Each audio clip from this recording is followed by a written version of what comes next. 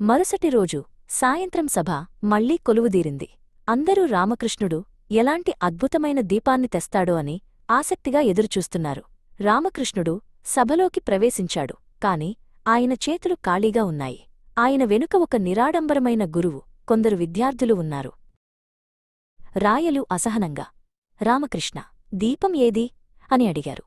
రామకృష్ణుడు చిరునవ్వుతో తన వెనుక ఉన్న గురువు మరియు విద్యార్థులను చూపించాడు. వారు ఒక చిన్న మట్టి ప్రమిద వెలుగులో కూర్చుని శ్రద్ధగా చదువుకుంటున్నారు. మహారాజా, ఇదే నేను చెప్పిన దీపం అన్నాడు రామకృష్ణుడు. దీని పేరు జ్ఞానదీపం.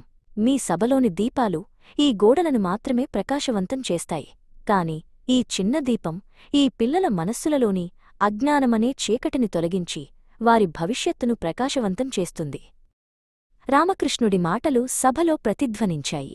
ఒక దీపం వెలిగించిన జ్ఞానం తరతరాలుగా లక్షలాది దీపాలను వెలిగిస్తుంది. ఈ జ్ఞానదీపం కాంతి ముందు మన రాజ్యంలోని అన్ని దీపాల కాంతి కూడా తక్కువే ప్రభూ అని ముగించాడు. శ్రీకృష్ణదేవరాయల కళ్ళు తెరుచుకున్నాయి. ఆయన సింహాసనం నుండి దిగివచ్చి ఆ గురువుకు నమస్కరించారు.